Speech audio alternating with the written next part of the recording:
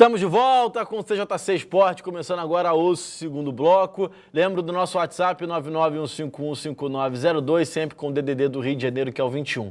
Entra aí, mande pra cá sua mensagem. Como você já viu na imagem, a gente levantou a plaquinha aqui e tivemos uma substituição. Saiu o Felipe Massoni e entrou o Pedro Marotti. CJC Substituição de qualidade. Sai um zagueiro, entra um atacante. O cara é tão estrelinha. Sabe o cara que quer chegar quando já tá todo mundo no ambiente? É claro. Tem que chegar por último. Essa é a camisa do Corinthians, você tá hoje aí? Essa camisa aqui é do Rafa Augusto MMA. Galera que vai lá acessar, daqui a pouquinho se inscrever. Galera que tá assistindo a gente, CJC Esporte, canal no YouTube. Tu já se inscreveu? O cara já faz jabá. O cara já faz jabá sem a deixa. Aí o Marotti vai lá e nem combinei nada. Não combinei nada com ele. Já posso ir embora, já? Quer ficar fazendo jabá o resto do programa? E aí, Marotti, beleza? Boa tarde, Evandro. Boa tarde, Rafael. Sempre um prazer estar aí novamente. Eu gostaria de destacar rapidamente, Evandro, quanto a gente é ruim de palpite. Eu fiquei assistindo a rodada do Campeonato Brasileiro no domingo e fiquei me lembrando da participação que eu tive nessa última sexta-feira, no qual a gente ficou palpitando sobre quem ganharia os jogos da última rodada. E eu lembro que a gente falou que o Botafogo ganharia do Cruzeiro, que o Flamengo perderia pro Vitória, que o Avaí, eu particularmente falei que o Avaí ganharia do Santos lá na Vila. Então a gente errou praticamente tudo, Evandro. Então a gente é muito ruim de palpitômetro. Eu acho que a gente não pode fazer mais isso de novo não, hein? Na verdade, esse negócio de palpite é muito complicado, né? Quem se arrisca a fazer palpite, principalmente no Campeonato Brasileiro, no qual é um campeonato muito disputado, né? O Parreira ontem falou durante o prêmio do Brasileirão, ele comentou, né, que o Campeonato Brasileiro ele é o campeonato mais disputado do mundo, e realmente é, né? Se a gente for analisar, ele até trouxe um dado muito interessante, que nos últimos anos, o campeonato inglês, por exemplo, que é tido como o campeonato mais rico, né, a Premier League, o campeonato mais rico do futebol mundial, ele teve apenas 7 campeões diferentes. No Campeonato Brasileiro, tivemos 17 campeões diferentes ao longo desses últimos anos, se não me engano, acho que dos últimos 20 anos. Então, assim, é um campeonato muito disputado no qual o Lanterna pode ganhar do líder, assim como aconteceu esse ano. Verdade. Quem tirou a invencibilidade do Corinthians no Itaquera, no segundo turno, foi o Atlético Goianiense. Né? O primeiro clube rebaixado, Lanterna do campeonato, foi o que tirou a invencibilidade do Corinthians lá dentro. Então, assim, realmente é um campeonato muito disputado, o nível pode estar lá embaixo, né, considerado a Premier League, o Campeonato Espanhol, né, que você tem Real Madrid e Barcelona, mas é o campeonato realmente mais disputado do mundo. A gente não sabe, realmente, quem palpita no Campeonato Brasileiro tem todo o direito de derrapar, né, porque é inevitável você errar. Corinthians e Atlético Goianiense era o exemplo que eu ia dar justamente para o palpite. Você vai ter o Corinthians, o líder do Brasileirão, com 10 pontos de vantagem para o segundo, e o Lanterna, tu vai palpitar quem? No líder. Aí o Lanterna vai lá e ganha. Lógica, né? Você vai pela lógica. O Lanterna vai lá e ganha, mas enfim. Rafa, você ficou de dar uma versão diferente aí pro Aldo. Então, Evandro, você falou a questão do prazer, que ele não tem mais prazer de lutar. Eu não acredito nisso. Eu acho que o prazer ele ainda tem, o entusiasmo ele ainda tem. O que tá pegando no Aldo é a questão emocional. Ele precisa vencer dentro dele essa questão que aconteceu com o McGregor, com a primeira derrota contra o Max Holloway. Ele não precisa provar para as pessoas que ele é o melhor da trocação na categoria. Ele não é. Ele não é. Então ele tem que aceitar isso e lutar com a estratégia, que ele volta a ser campeão. Não é difícil ele voltar a ser campeão. E até ganhar do próprio McGregor, que é ridículo no jiu-jitsu. Ridículo. Entendeu? Não tem nem faixa. Então, assim, essa questão que você falou, eu discordo e tô argumentando por quê. É uma questão estritamente emocional. Se o Zé Aldo parar com essa questão de querer levar a luta... e essa questão do gás... Aldo é faixa preta? Faixa preta. Faixa preta do Dedé, que foi faixa preta do Carson Gracie. É elite do jiu-jitsu. Jiu-jitsu mundial. Não tem como o Max Holloway disputar no jiu-jitsu com o Aldo. Não tem como... E pouca gente sabe. O Zé Aldo ganhou vários campeonatos de pano de jiu-jitsu. Ele não é jiu-jitsu de mentirinha, não. Que no final, treina, o professor vai lá dar faixa preta no final. Quem conhece a história do jiu-jitsu, acompanha a carreira do Zé Aldo há muito tempo, sabe que ele foi campeão em várias categorias no pano do jiu-jitsu. Então, eu fico assim, eu tô falando um pouco inflamado hoje, é porque eu sou um grande fã, eu sei da capacidade, do potencial do Zé Aldo. E eu sei que esse momento que ele está passando é um momento que todo lutador passa. O Anderson passou, até o John Jones lá de fora passou. Só que eu acho que o Zé Aldo, pela estrutura que ele tem muito mais recurso de poder dar a volta por cima. Tá mais fácil para ele. Ele que está complicando. Então essa é a questão, Evandro, essa é a questão. O emocional faz o atleta se cansar lá dentro, entendeu? Porque ele começa a levar muito pro emocional, pra questão pessoal, que é o maior erro que pode cometer.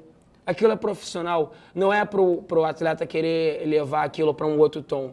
E eu posso citar exemplos claros disso, de lutadores que se deram mal por causa disso. Recentemente, o Daniel Cormier, que é um excelente atleta, quando vai lutar contra o John Jones, emocionalmente fica abalado, se cansa, perde a estratégia, quer lutar na valentia. Ele não é brigão de rua, ele é lutador do UFC, o maior evento de artes mistas do mundo. Então, eu falei do Daniel Cormier, ele já está com o evento com luta marcada, né, com o cinturão, ele vai lutar contra o Ozdemir, um suíço duríssimo, mas eu acredito que o Daniel Cormier vai vencer, porque não tem essa questão do emocional, não tem esse apelo. Então, eu falei isso tudo para querer dizer o seguinte, ô Evandro, a questão é emocional, o Zé Aldo precisa botar a cabeça no lugar. Bom, olha só, a gente vai fazer um balanção de 2017 com os lutadores brasileiros no UFC. A gente acabou de falar de José Aldo que tem um cartel de 26 vitórias, 4 derrotas, né? 14 vitórias por nocaute, 2 finalizações e 10 decisões dos juízes. Ele teve 2 lutas no ano de 2017 e perdeu as 2 lutas para o Max Holloway. A primeira no UFC 212, em junho de 2017, e a segunda nesse final de semana, na noite de sábado para domingo. A gente fala agora também do Fabrício Verdun, ele que tem um cartel de 23 vitórias, 1 empate e 7 derrotas. Das 23 vitórias, ele tem 6 por nocautes, 11 por finalizações e 6 por decisões dos juízes. Né? E em 2017, Rafa, ele lutou contra o Marcin Tybura, né? E ele venceu. Ele lutou... Walt Harris venceu também, foi aquele lutador que entrou no último minuto, ele substituiu a besta, né, que se machucou, e aí ele deu um armlock lindo, muito rápido, e ele perdeu para o Alistair Overeem numa decisão dividida, numa luta muito polêmica, Evandro, uma luta muito conturbada.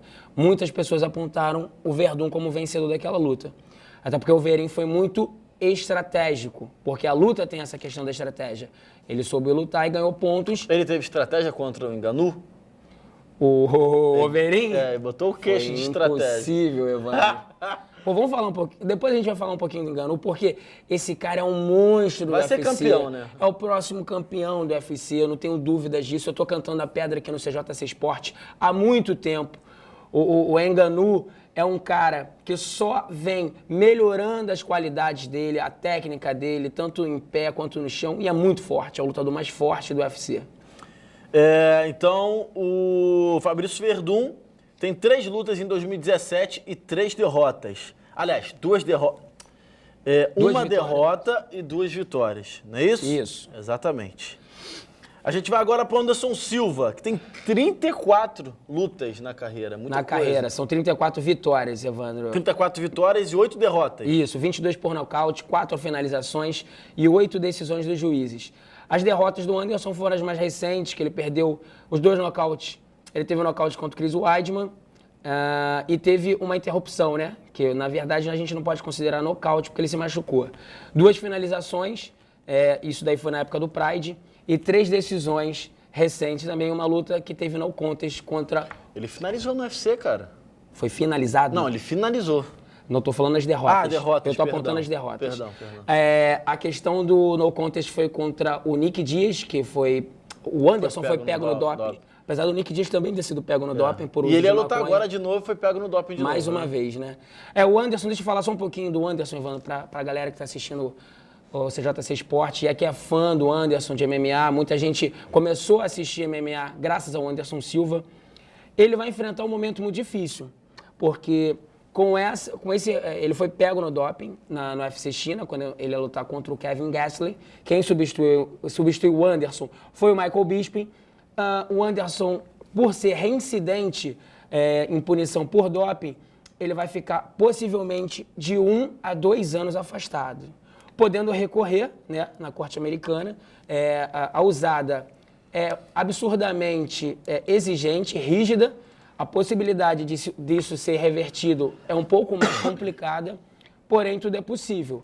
Então, assim, o Anderson já está numa idade avançada, né? E ele ficando 2 anos afastado, isso vai prejudicar muito o andamento dele no UFC. Ele que tem contrato ainda para cumprir no UFC. Se eu não me engano, ele tem mais 6 lutas no contrato. Então eu não sei como é que ele vai fazer isso, se o Dana White vai liberá-lo, ou se eles vão trocar por algum tipo de participação na marca, enfim. Eu não sei qual o caminho de marketing que o Dana White vai definir para o Anderson, porque ficar de 1 a 2 anos parado é muita coisa mesmo. E infelizmente, porque é o nosso grande campeão, é o nosso atleta, né, o maior atleta de todos os tempos do UFC. Então é complicado. Ainda agora pro Demian Maia. Demian Maia tem 3 lutas em 2017. Lutou bem, Demian Maia, né? Foi um dos atletas que mais lutou, Evandro.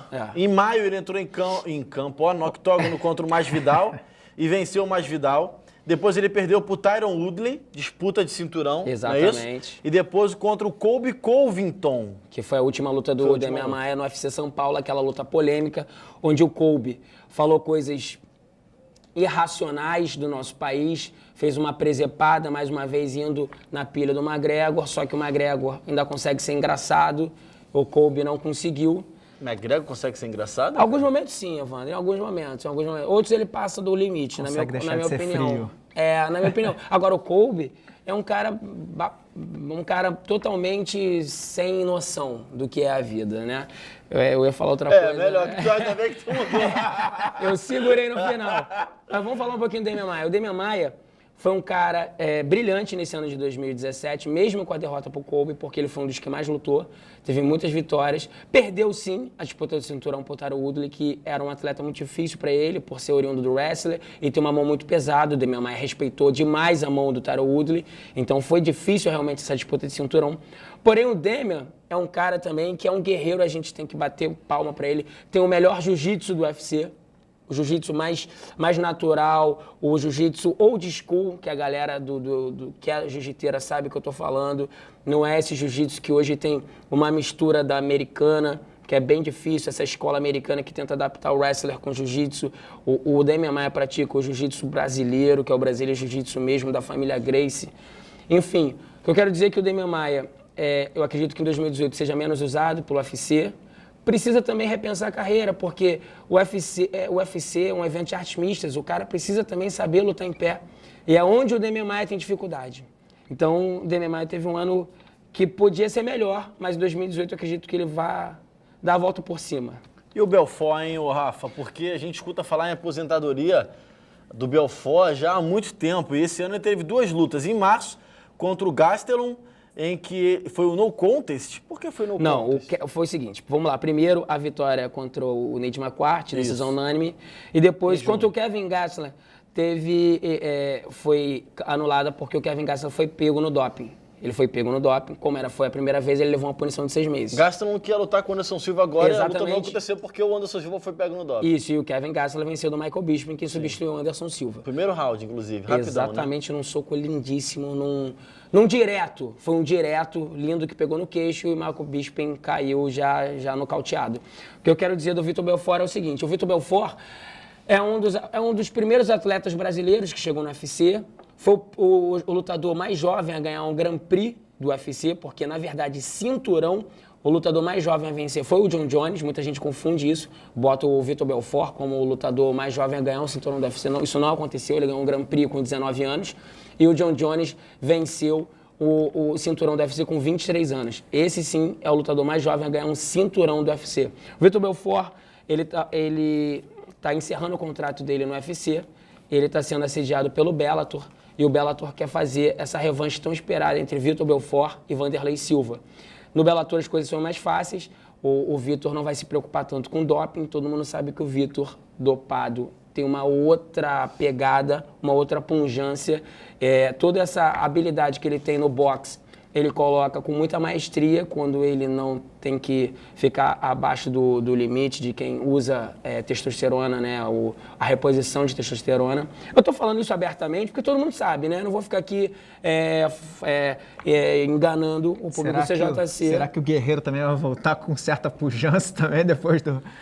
Não, existe uma explicação médica, tá? Que durante um bom tempo foi permitido no UFC e depois foi proibido, de que as pessoas que tivessem uma produção de testosterona menor do que o normal poderia ser feita essa reprodução. Então o Vitor Belfort, durante um bom tempo no UFC, ele usou essa reposição, mas tinha que ser essa reposição até o limite natural do corpo. Foi quando, por exemplo, ele ganhou com um chute giratório espetacular em cima do Rock Hold, que foi campeão depois da categoria meio pesado, né? Meio médio.